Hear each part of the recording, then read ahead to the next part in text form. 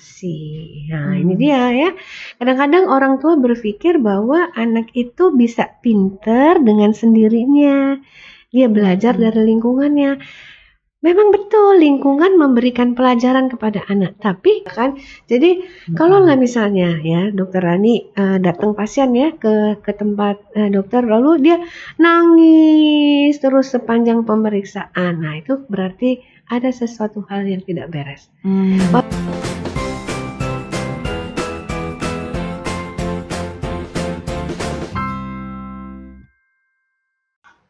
Hai hai hai Sobat Dika, apa kabarnya hari ini? Saya harapkan Anda dan keluarga pada hari ini dalam keadaan sehat dan berbahagia. Saya, Maharani Lubis, akan memandu acara Bika kita pada hari ini. Apa itu Bika? Bika, bincang-bincang kesehatan anak. Oh, Nah, pada hari ini kita sudah punya tamu spesial terkait dengan pada bulan Juli biasa ada hari apa ayo? Hari Kesehatan Anak Nasional yang akan jatuh pada tanggal 23 Juli. Kita sudah panggil nih seorang pakar ahli dalam bidang anak khususnya tumbuh kembang anak. Sudah ada bersama kita Dr. Sri Sofiani, spesialis anak konsultan. Apa kabar dokter? Alhamdulillah kabar baik Dokter Ya, Rani. selamat datang dok. Terima kasih sudah meluangkan waktu untuk mengisi atau berbicara di Bika kita dok ya, bincang-bincang kesehatan anak. Nah ini dok, kan kita ada sekarang ini ada di bulan Juli. Kita akan memperingati Hari Kesehatan Anak Nasional. Mhm, mhm, Nah untuk tema Hari Kesehatan Anak Nasional di tahun 2022 ini mhm, itu mengambil tema anak terlindungi Indonesia maju. mhm. Nah, pertanyaannya nih dok, gimana sih cara melindungi anak-anak? Anak terlindungi ini maksudnya seperti apa dok? Anak terlindungi ya.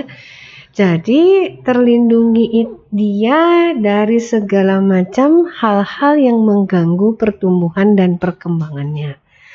Termasuk terlindungi dari penyakit, terlindungi dari cedera, terlindungi dari kekerasan, terlindungi dari segala hal yang membuat pertumbuhan dan perkembangannya menjadi tidak optimal. Nah, begitulah kira-kira.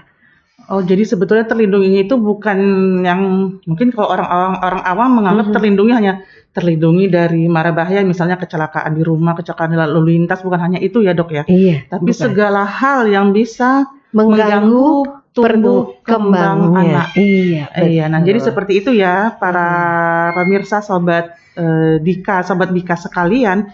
Jadi bukan hanya dibilang melindungi anak itu misalnya, aduh ini anak hati-hati awas jatuh, bukan cuma gitu aja ya dok ya. Iya. Nah kemudian dok, mungkin yang terkait dengan yang situasi saat ini nih kan kita Mhm. kalau dibilang udah selesai pandemi juga belum, tapi anak-anak kan udah pada masuk sekolah nih dok ya. Iya, betul. Nah itu kira-kira bagaimana kita menciptakan suasana atau menciptakan suatu kekuatan atau kesiapan anak supaya anak ini bisa betul-betul fight tangguh dalam menghadapi masa-masa sekarang yang menjelang akhir dari pandemi dok. Karena anak-anak kan udah pada sekolah tuh pada offline semua tuh dok udah. Iya, betul. Jadi yang pertama tentu saja prokes yang 5M itu memang harus selalu dilakukan ya. Walaupun sudah dilonggarkan di sana sini, tapi kita lihat sudah mulai naik lagi, varian-varian baru mulai ada lagi. Jadi prokes 5M. Nah, itu dia ya, memakai masker. Maskernya itu dipakai betul. Dokter Rani, jangan melorot, jangan tidak menutupi hidung, kemudian juga mencuci tangan. Mencuci tangan itu selalu dikerjakan paling tidak 20 detik, kemudian di air yang mengalir dan memakai sabun ya. Nah, kemudian menjauhi kerumunan. Kemudian menjaga jarak, ya kan? Lalu membatasi aktivitas. Jadi walaupun udah sekolah, ya yang penting-penting itu kan sekolahnya, ya kan? Lalu nanti setelah pulang sekolah, ya pulang, bersihkan diri, cuci tangan, ganti baju, lalu beradalah di rumah. Kalau tidak penting-penting, tidak usah keluar rumah. ya. Oh. Nah, menjaga jarak juga, jaraknya minimal 1 meter, tetap kita usahakan bisa seperti itu. Nah, mudah-mudahan kita bisa terus sehat ya setelah masa COVID ini. Kemudian anak-anak ini juga jangan lupa melengkapi imunisasinya. Nah, itu juga membuat dia terproteksi ya. Jadi kita lihat data bahwa selama pandemi kemarin angka cakupan imunisasi itu menurun. Ya, jadi kejar lagi imunisasi. Imunisasi itu tidak ada kata oh sudah terlambat, tidak boleh lagi, gitu. Nah, itu tidak ada kalimat seperti itu. Jadi mana yang belum dikejar, ya mumpung nih sekarang sedang bulan imunisasi Anak nasional, betul dokter. Ya, Kalau oke. tidak salah sampai September ya dok ya? Iya, Iya betul. sampai September ini bulan imunisasi anak nasional. Nah itu protek lah, kita protek. Nah tentu saja juga yang proteksi secara umum yang tadi tuh menjaga jangan sampai cedera, ya jangan jatuh, ya kemudian. Nah ini juga nih ya, saya suka jalan nanti lihat ada keluarga yang boncengan bertiga. Ya, kemudian ada juga malah sudah goncengan bertiga, anaknya diletakkan berdiri lagi, ya pegangan di pundak. Nah itu hati-hati, ya penyesalan itu datangnya belakangan, dokter Ani. Betul dok. Kalau di awal namanya pendaftaran ya dok. Iya. Jadi jangan tunggu jatuh dulu baru kita berbuat ya kan? Nah hati-hati itu. Nah seperti itulah kira-kira untuk proteksinya, ya. Itu. Nah, kalau yang tadi dokter sampaikan itu kan mungkin kayak prokes segala macam itu kadang kita kalau anak di sekolah kan udah kita lepas ya dok, nggak bisa terpantau kita. Mungkin kalau untuk orang tua nih dok, nanti para sobat Dika kan dok, apa yang bisa mereka lakukan dok persiapan dari rumah dari keluarga supaya anak-anak ini bisa tangguh dok. Misalnya sering tuh orang tuh nanya nanti, ini dok kasih makanan apa ya dok biar naik daya tahan tubuhnya atau apa gitu dok. Oh ya, jadi dalam rangka prokes tadi tentu juga sudah latihan dulu di rumah ya. Itu yang prokes jangan lupa ya ibu-ibu dan bapak sekalian, kakak-kakak juga ngajarin adiknya untuk cuci tangan, untuk pakai masker yang betul. Lalu dipesankan maskernya jangan dibuka-buka ya selama berada di sekolah gitu. Nah, kemudian jangan lupa sebelum sekolah itu sarapan. Nah, itu kan nutrisi. Nah, nutrisi itu sangat dibutuhkan untuk proses berpikirnya nanti di sekolah. Supaya dia jangan hipoglikemi, ya, supaya otaknya tidak macet. Nah, kalau otaknya macet, ibu gurunya di depan kasih pelajaran dia cuma bengong aja lihat-lihat gitu ya kan. Nutrisi, ya, nutrisi jangan lupa juga. Nah, apalagi sarapan. Ya, sarapan pagi itu kalau memang waktunya sempit, cari makanan yang gampang misalnya ya. Jangan lupa tuh di susu ya. Susu itu mengandung berbagai zat gizi yang dibutuhkan dan praktis pemberiannya. Nah, itu nutrisi makan jangan lupa. Apalagi ya? Kemudian yang lain mungkin dok, apakah supaya anak-anak ini tangguh juga ya? Kadang kita udah nutrisi sudah diperhatikan nih, udah dikasih sarapan nih, ya kan? Kadang mungkin kalau nggak sempat mungkin dibekelin, dibawain ke sekolah, makan di sekolah ya dok. Ada nggak yang lain dok? Mungkin ada yang harus dilakukan untuk merangsang anak-anak ini supaya mereka lebih tangguh. Jadi persiapan para orang tua untuk membuat anaknya menjadi anak yang tangguh, ya, itu memang dimulai sejak dari dalam kandungan. Nah, ya kalau kita bilang gitu, apa yang mesti dilakukan supaya anaknya tumbuh kembangnya bagus, supaya nanti akhirnya menjadi anak yang tangguh? Ya mulainya dari dalam kandungan, karena proses pertumbuhan dan perkembangan itu sudah dimulai sejak dari dalam kandungan. Kalau dari dalam kandungan kira-kira yang seperti apa gitu dok bisa dilakukan? Tentu saja ibunya harus awas dengan apa yang dia makan. Ibunya harus awas dengan bagaimana lingkungannya, ya kan? Janganlah berada di lingkungan yang berpolusi. Janganlah selalu berada di lingkungan yang kotor. Makanlah makanan yang bergizi seimbang dan dalam jumlah yang cukup untuk ibu yang hamil.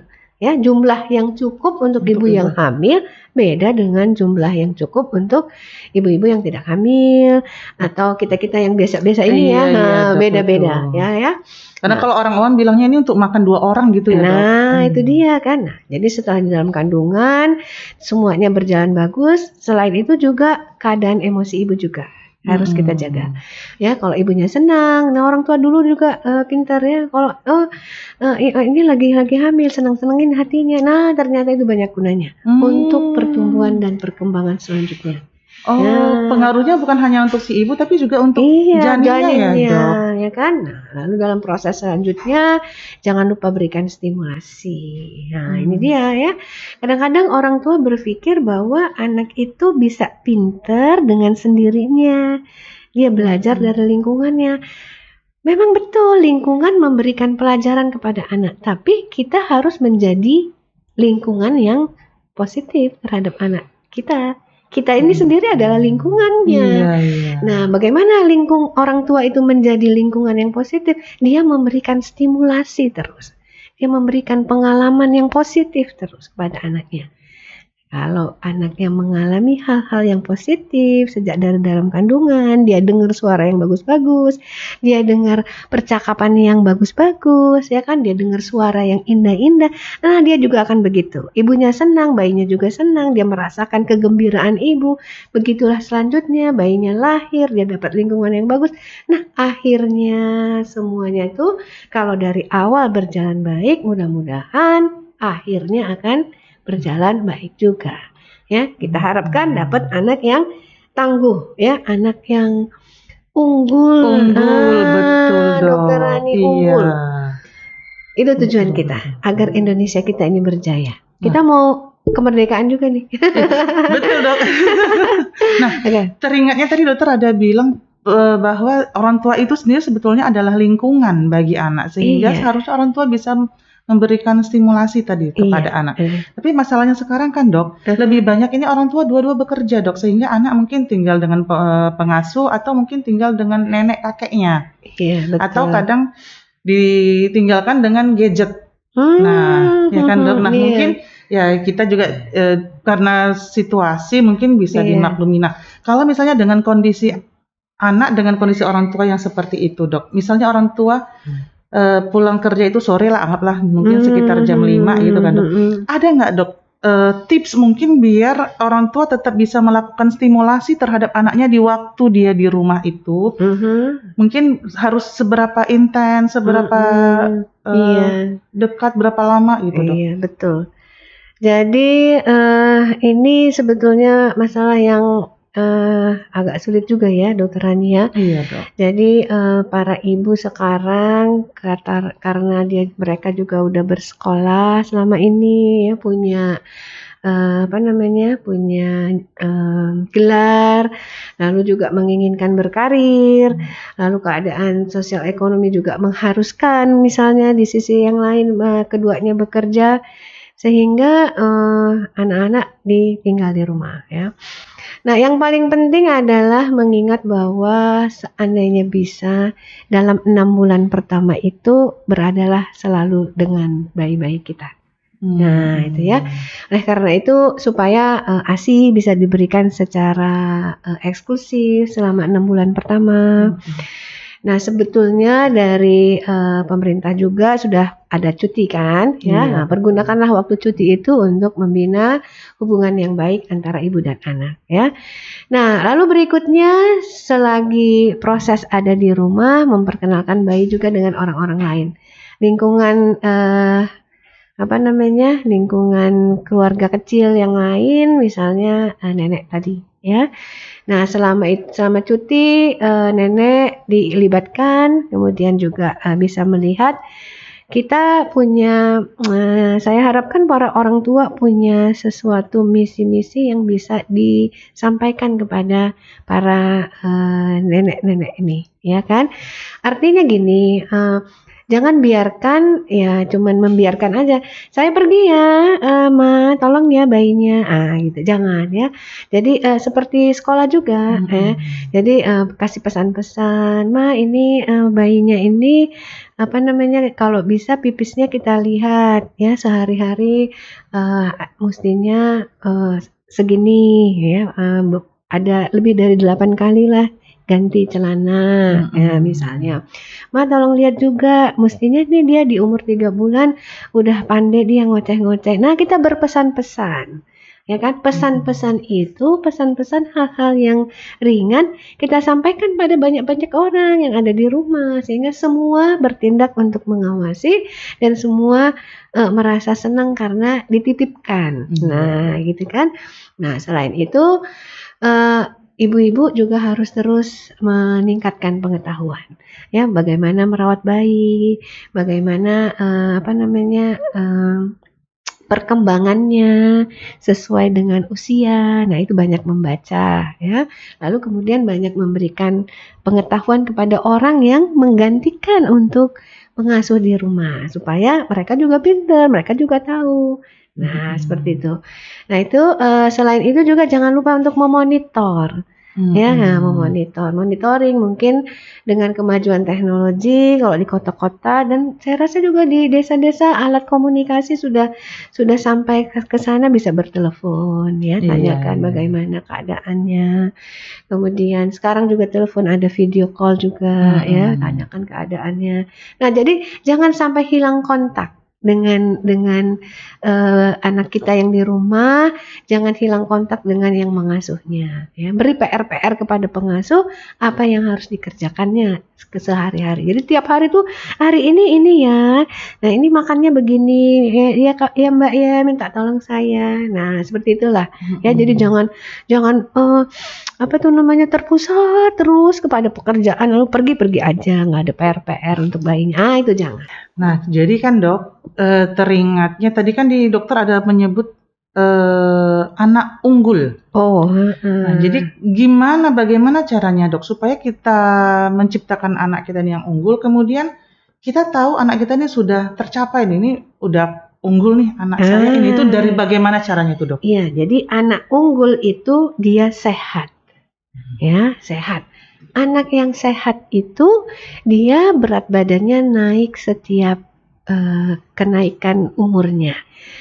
Kemudian tinggi badannya juga naik. Ya kan? Lalu kemudian dia bebas dari penyakit, ya.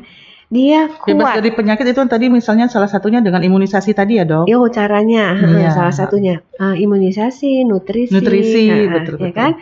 Dia juga kuat. Kuat itu kuat dalam arti bukan kuat ngangkat berat gitu ya kan. Kuat itu kuat menghadapi berbagai hal yang ada di sekitarnya, mengatasinya. Kemudian juga kuat dalam hal ketahanan tubuh. Berarti kuat secara fisik, emosional, mental emosional gitu juga ya dok gitu ya? juga ya kan. Jadi kalau nggak misalnya ya dokter Rani datang pasien ya ke tempat dokter lalu dia nangis terus sepanjang pemeriksaan. Nah itu berarti ada sesuatu hal yang tidak beres. Walaupun kemudian ketika kita periksa dia sehat, tapi kenapa kok jumpa dokter nangis aja? Nah, kita boleh tanyakan kenapa? Iya trauma dia dokter kalau pergi ke dokter. Nah, kenapa dia trauma? Something. Ada sesuatu. Ada sesuatu. Itu juga adalah masalah buat kita. Ya, jadi jangan berpikir anak yang menangis berkepanjangan itu biasa-biasa aja gitu. Kita harus mulai mengatasi, dia ini berarti tidak gembira. Nah, gembira itu, ceria itu adalah membuat seorang anak menjadi tumbuh kembangnya bagus. Anak yang gembira, ceria, dia makannya enak. Dia nggak punya masalah, dia tidurnya nyenyak. Tidur yang nyenyak juga membuat pertumbuhannya bagus. Jadi anak unggul itu tadi sehat, kuat, ceria, cerdas. Nah, terus kreatif, inovatif. Lalu kemudian dia juga mandiri dan berperilaku baik. Nah, itu tujuan kita. Dok, maaf nih dok. kreatif, inovatif, pokoknya agak-agak mirip ya dok ya. Itu Betty dok, beda tipis. Itu kira-kira gimana? Apa itu dok? Bisa dijelaskan dok? Jadi Bedanya gini, dok? kalau anak kreatif itu ya, dia bisa memanfaatkan sesuatu yang fungsinya beda menjadi sesuatu yang lain. Misalnya gini, ya. Misalnya dia ingin mengambil sesuatu, ternyata dia nggak sampai, ya kan? Jadi barang yang mau diambil itu agak tinggi dari dia. Lalu dia kreatif, dia ambil sesuatu yang membuat dia bisa jadi lebih tinggi. Misalnya dia ambil kotak, dia manjat di kotak itu. Nah, satu kotak nggak sampai, dia tambah lagi dengan yang lain. Nah, itu namanya kreatif dia. Bisa memanfaatkan hal-hal yang ada untuk mencapai suatu tujuan. Kalau inovatif itu dia memang menciptakan sesuatu. Nah, dia memang menciptakan sesuatu, misalnya gini. Misalnya apa ya? Misalnya gini, air, ya kan? Air itu mendidih, gitu kan? Ada uap. Ya gitu kan, uap itu ternyata dia bisa bikin uap itu, kalau saya clearkan di sini dikenain uap nanti dia nyebar. Saya pernah lihat loh Dokter Rani, ada anak yang bisa menggambar dari uap-uap Dari uap itu, air. itu namanya inovatif. Inovatif. Gitu, Iya. gitulah dia kira-kira ya bedanya ya, emang susah juga beda ini. Iya. Tapi mungkin kalau yang seperti itu memang betul-betul harus kombinasi dari yang tadi itu ya dok. Iya, kenapa bisa begitu? Coba ya kan? Karena nutrisinya bagus dari awal, betul. ya pertumbuhannya bagus. Lalu dia gembira. Nah, stimulasi. Di rumah selalu dikasih, ini coba gini, coba bikin ini, coba begini. Distimulasi. Dikasih dia kesempatan untuk mencoba berbagai hal yang ada di sekitarnya. Ya kan? Nah, itu siapa yang nggak lingkungan? Ayo deh kita pergi ke halaman, kita tanam bunga. Nah, ayo buka ini. Nggak ada ininya, sekopnya. Udah ini pakai ini aja. Pakai batu misalnya. Batunya buat nyongkel-nyongkel. Nah, itu tuh. Jadi kalau dia terbiasa begitu dia tak kreatif. Iya, baik dokter. Terima kasih banyak dokter untuk informasinya pada hari ini karena terkait waktu juga dokter. Nah, jadi para sahabat Dika sekalian, kita harus bisa menjadikan anak-anak kita ya, mungkin kita belum bisa sampai ke anak-anak Indonesia secara umum. Setidaknya kita mulai dari keluarga kita. Anak-anak kita ciptakanlah, usahakan anak kita menjadi anak yang unggul sesuai dengan penjelasan yang sudah disampaikan oleh Dokter Sri Sofiani tadi ya. Jangan dicatat tuh, jangan dilupain. Baik, terima kasih banyak Dokter Sri Sofiani, spesialis anak konsultan atas kesediaannya pada hari ini. Nanti kalau ada kesempatan lain kalau kami undang mohon berkenan dok. Iya, terima kasih juga ya, senang bisa jumpa di sini. Baik, Sobat Bika, dengan demikian kita sudahi Bika bincang-bincang kesehatan anak kita pada hari ini. Jangan lupa untuk tetap menyaksikan video-video terbaru dari kami karena kami akan memberikan informasi yang bermanfaat seputar kesehatan anak agar mampu kita ciptakan anak-anak Indonesia yang lebih smart, care, and love. Sampai jumpa.